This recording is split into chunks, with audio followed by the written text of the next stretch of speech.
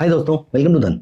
दोस्तों, मुझे बहुत बार धन के मीट एंड ग्रीट इवेंट्स पे बहुत सारे लोग मिलते हैं। They talk a lot about the trading strategies that we have discussed. They also talk about हमने जो इतना सारा कंटेंट आपके लिए डाला है, they are getting a benefit out of it. और जो लोग आज से 2 साल पहले ट्रेडिंग नहीं कर सकते थे, वो अब ट्रेडिंग करना शुरू हो चुके हैं। जो लोग अभी तक इन्वेस्टमेंट नहीं कर पा रहे थे, उनको इन्वेस्टमेंट के लिए अच्छी स्ट्रेटजीज मिल गई हैं, अच्छी फिलोसफीज मिल गई हैं। बहुत सारे लोगों को ये समझ में आया है कि मैं इंट्राडे ट्रेडर बनूं या स्विंग ट्रेडर बनूं या पोजिशनल ट्रेडर बनूं। ये सारी एजुकेशन बहुत सारे ट्रेडर फ्रेंड्स को मिली है। लेकिन दोस्तों, एक बात मैं यहां पर इस वीडियो के थ्रू सबसे करना चाहता हूं। दोस्तों, आज से अप्रोक्सीमेटली 17 साल पहले जब मैंने ट्रेडिंग करना स्टार्ट किया था, तो मुझे ट्रेडिंग बहुत ज्यादा नहीं आती थी। फिर मैंने इसके बारे में सीखना शुरू किया। मैंने बहुत सारी बुक्स पढ़ी। मैं उस समय की बात कर रहा हूं जब सीडीज हुआ करती थी, फ्लॉपी ड्राइव्स हुआ करती थी, यूट्यूब चैनल नहीं हुआ करते थे, पीडीएफ बुक्स मिलना बहुत मुश्किल होता था। हम फिजिकल बुक्स अरेंज किया करते थे, एनुअल रिपोर्ट्स को मंगवाते थे, फिजिकल एनुअल रिपोर्ट्स आती थी, और उसको पढ़ पढ़ के उसकी इंफॉर्मेशन ग्रैब करके, उसकी इंफॉर्मेशन लेकर, उसकी नॉलेज लेकर मैं इन्वेस्ट किया करता था। और ट्रेडिंग की तो बहुत सारी बुक्स ऐसी हैं जो मैं दिल्ली में एक जगह है दरियागंज में, वहां से परचेज करके आता था।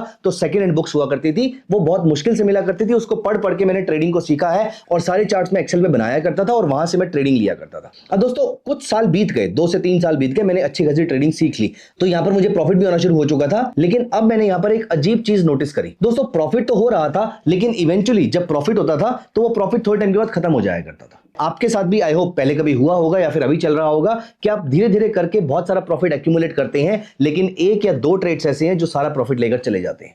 दोस्तों, यहां पर जिनको टेक्निकल एनालिसिस नहीं आता है या जिनको डेरिवेटिव्स नहीं आता है, उनके लिए तो प्रॉब्लम कम है, क्योंकि उनको पता है कि उनको ये चीज नहीं आती है। अब जो चीज मुझे नहीं आती है मैं सीख लूंगा, ये बात मुझे मालूम है, तो मेरे माइंड में है कि मैं कुछ गलत कर रहा हूं, लेकिन मैं सीख लूंगा, तो मैं बहुत ही कॉशियसली प्ले करता हूं। लेकिन दोस्तों, अगर आपको ये लगता है कि आपको टेक्निकल एनालिसिस आता है, तो आप कॉन्फिडेंट हो जाते हैं, और अब आप अगर कोई गलती कर भी रहे होंगे तो भी आपको ये रियलाइज नहीं होगा कि गलती वो आपकी है, वो टेक्निकल की गलती नहीं है, वो चार्ट्स की गलती नहीं है, वो मार्केट की गलती नहीं है। अब दोस्तों, पॉइंट यहां पर यह है, एक चीज जो मैंने नोटिस करी अपने साथ भी, अपने जो मेरे दोस्त हुआ करते थे उनके साथ भी, आपने ऐसे बहुत सारे दोस्तों का यहां पर हमारे प्लेटफॉर्म पे पॉडकास्ट भी देखा होगा। हम ऐसे पॉडकास्ट करते रहते हैं। एंड बाय द वे, अगर आपके माइंड में कोई ऐसा गेस्ट है जिसको आप चाहते हैं कि हम पॉडकास्ट पे बुलाएं, इन्वाइट करें, तो आप उनके नाम भी हमें कमेंट्स में मेंशन कर सकते हैं, प्रोवाइडेड वो अच्छे ट्रेडर होने चाहिए, उनके पास लर्निंग अच्छी होनी चाहिए और वो सिखाने में इंटरेस्टेड भी होने चाहिए, वो हम सबके साथ पब्लिकली बात करने में इंटरेस्टेड भी होने चाहिए। तो आप उनका नाम हमें रेफर कर सकते हैं। We will be very happy having them. लेकिन अब हम यहां पर टॉपिक पे वापस आते हैं। तो यहां पर एक गलती ज्यादातर टेक्निकल एनालिस्ट और डेरिवेटिव एनालिस्ट जो करते हैं, वो मैं आज आपको बता रहा हूं।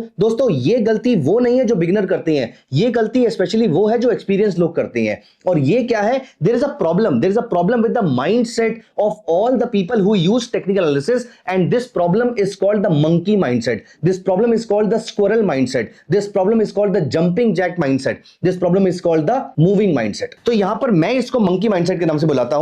ये मंकी माइंडसेट क्या होता है? दोस्तों, मंकी माइंडसेट एक बहुत ही इंपॉर्टेंट चीज होती है।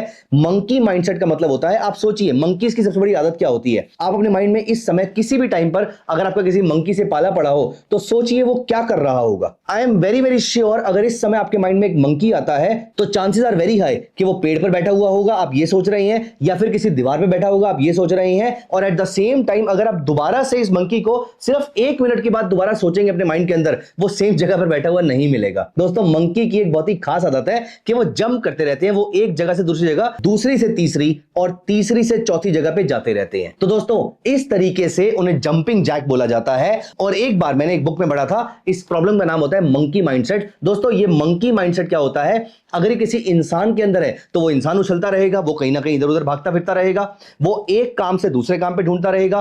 फॉर एग्जांपल, आपने बहुत सारे लोगों को देखा होगा, कुछ लोग एक काम करते हैं, वो अच्छा चल रहा होता है, लेकिन एट द सेम टाइम उसको बीच में छोड़ के वो कोई और काम करना शुरू कर देते हैं। आप सोचेंगे तो बच्चे भी जनरली इसी तरीके से करते हैं। और दोस्तों, क्योंकि मैं उस बुक की बात बता रहा हूं जो मैंने आज से 15 साल पहले पढ़ी थी, इसमें मेरे कोई व्यूज नहीं है। उन्होंने बताया कि क्योंकि ह्यूमंस जो है वो एप से डेवलप हुए हैं, वो मंकी से ही डेवलप हुए हैं, तो इसलिए हमारे अंदर भी उनकी बहुत सारी आदतें हैं। और उनमें से एक आदत ऐसी है जो हमें ट्रेडिंग में खास तौर से नजर आती है, वो है मंकी माइंडसेट की आदत। वो क्या होती है? आपने एक ट्रेडिंग स्ट्रेटजी, और मैंने स्टार्टिंग में धन के मीट एंड ग्रीट इवेंट्स का जिक्र किया था। दोस्तों, ये प्रॉब्लम मैंने बहुत सारे लोगों में पर्सनली भी नोटिस करी है। बहुत सारे लोग मेरे पास आते हैं, वो जब मुझे पिछली बार मिले थे तो वो कोई और स्ट्रेटजी फॉलो कर रहे थे, वो आज जब मुझे मिले तो वो कोई और स्ट्रेटजी फॉलो कर रहे थे। दोस्तों, 2 स्ट्रेटजीज फॉलो करना बुरी बात नहीं है, आप 2 स्ट्रेटजीज को साथ में फॉलो कर सकते हैं, लेकिन एक स्ट्रेटजी को फॉलो करना अगर उसने बाय चांस 1 साल से रिजल्ट दे रही थी, 1 महीने रिजल्ट नहीं दिया, तो उसको शिफ्ट करके आप दोबारा दूसरी स्ट्रेटेजी के ऊपर आ जाते हैं और फिर उसके बाद उसको शिफ्ट करके तीसरी पे चले जाते हैं। ये होता है मंकी माइंडसेट। दोस्तों कोई कोई स्ट्रेटेजी कभी कभी काम नहीं कर सकती, वो चलता है, लेकिन आप हर महीने अलग स्ट्रेटेजी पे काम करेंगे, ये नहीं चलता है, क्योंकि बुरे वक्त में तो आप उस स्ट्रेटेजी के साथ थे, लेकिन जब उसका अच्छा वक्त आया आप उसमें बैठे ही नहीं थे, और फिर आप अगले महीने जब दोबारा उस स्ट्रेटेजी के अंदर जाएंगे, 3 महीने छोड़ने के बाद आपने नोटिस किया तो लास्ट मंथ या फिर लास्ट के 3 महीने उसने बहुत अच्छे रिटर्न्स दिए। अब आप जब वापस जाएंगे तो उसका चौथा महीना खराब होने वाला था और आपने फिर वही देखा कि वो खराब चल रहा है, फिर आप वापस बाहर निकल गए, फिर उसके 4 महीने अच्छे बीते, आपने नोटिस किया कि ये तो बहुत अच्छे चल रहे हैं, फिर आप वापस गए, 5वां महीना खराब निकलता है और आप यहां पर फंस जाते हैं। दोस्तों ये प्रॉब्लम होती है मंकी माइंडसेट की। और एक ह्यूमन ट्रेडर, जो आप और मेरे जैसे ट्रेडर हैं, हम लोग as a human, as a trader, हम लोग 2 मंकी माइंडसेट से सफर करते हैं। पहला मंकी माइंडसेट होता है स्ट्रेटजीज के बीच में स्ट्रगल करते रहना। दोस्तों मेरा पर्पस हमेशा आपके साथ मल्टीपल स्ट्रेटजीज शेयर करने का ये होता है कि आप इनमें से अपनी फेवरेट ट्रेडिंग स्ट्रेटजीज यूज कर लीजिए।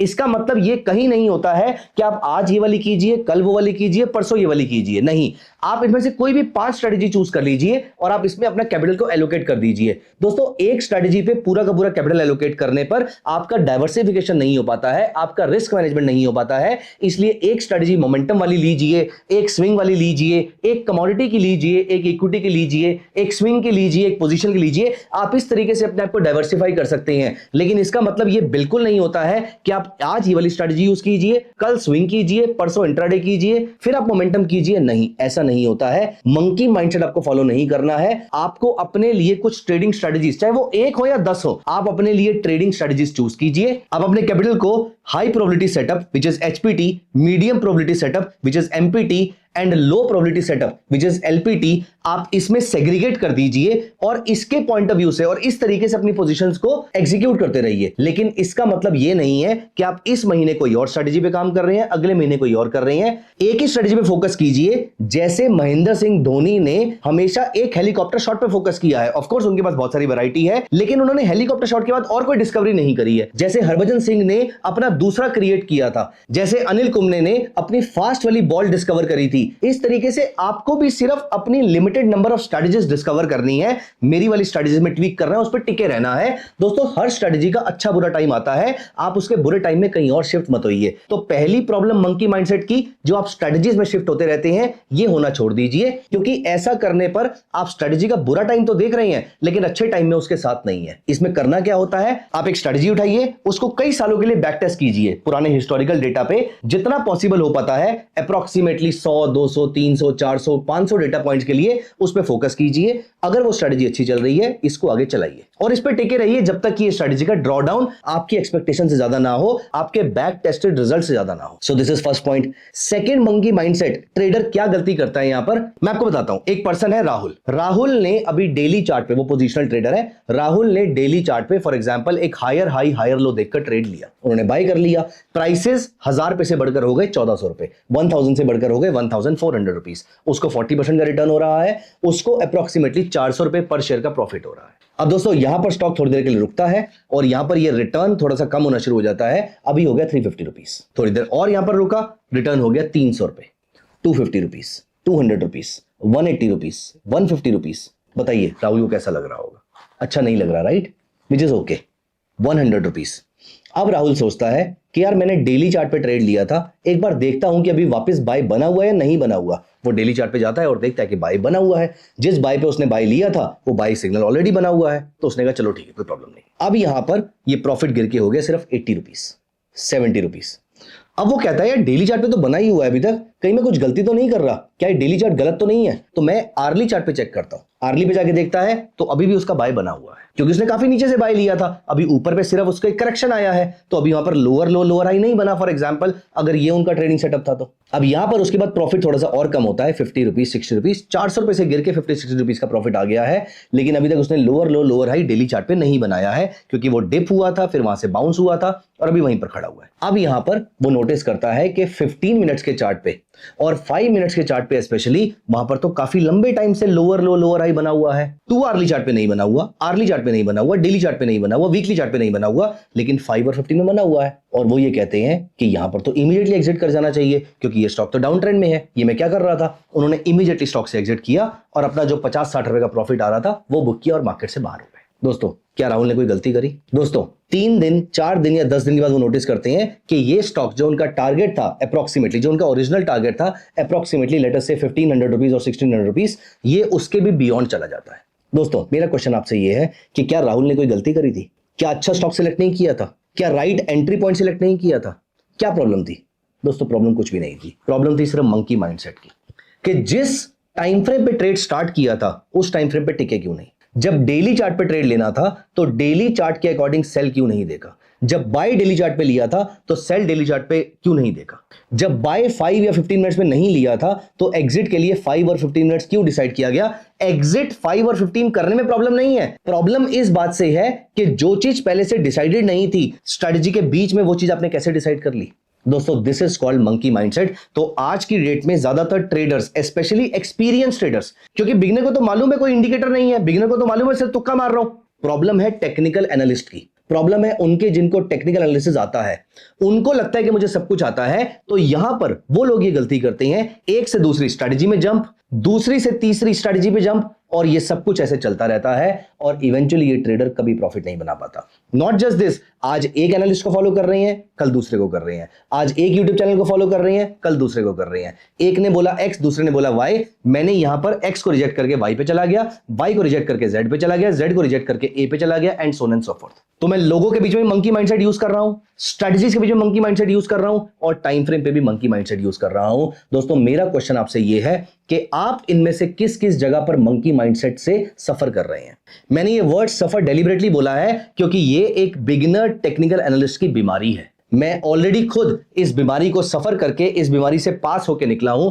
It's been more than 1.5 decades कि मैंने ये करना छोड़ दिया है, लेकिन आज भी बहुत सारे लोग इस चीज को कर रहे हैं। मैं पर्सनली जानता हूं ऐसे बहुत सारे लोगों को, क्योंकि वो हमारे साथ मीटिंग्स में मिलते हैं, मीट एंड ग्रीट इवेंट्स में आते हैं, तो मुझे मालूम है कि ये गलतियां लोग कर रहे हैं। लेकिन I just wanted to make sure, मैं इस चीज पे स्पेसिफिकली वीडियो बनाना चाहता था क्योंकि मैं चाहता था कि ये चीज वाइडर ऑडियंस तक पहुंचे कि आप कभी भी ये गलती ना करें। दोस्तों अपने लिए रूल्स बनाइए, आप एमटीएफ यूज करेंगे या आप कैश मार्केट में ट्रेड करेंगे, आप कैश में ट्रेड करेंगे या फ्यूचर्स में करेंगे, आप फ्यूचर्स में करेंगे या ऑप्शंस में करेंगे, ऑप्शन की बाइंग करेंगे या ऑप्शन की सेलिंग करेंगे। अपने लिए रूल्स बनाइए और इन रूल्स पे टिके रहिए। Stock market is less about a trading strategy, stock market is more about discipline and patience. Trading strategy आपको यूट्यूब चैनल्स पे बहुत सारी मिल जाएंगी, लेकिन पेशेंस और डिसिप्लिन आपको पैदा करना पड़ेगा। इस मंकी से आपको ह्यूमन बनना पड़ेगा, अदरवाइज ये मंकी सारे पैसे गवा देगा। सो दोस्तों कैसा लगा आपको ये पूरा थॉट प्रोसेस? आप मुझे कमेंट्स में जरूर बताइएगा, और मुझे ये तो जरूर बताइएगा कि इनमें से आपकी प्रॉब्लम कौन सी है। I will be very happy addressing all your questions, all your queries. Thank you so much guys, मिलते हैं कमेंट सेक्शन में। Bye bye.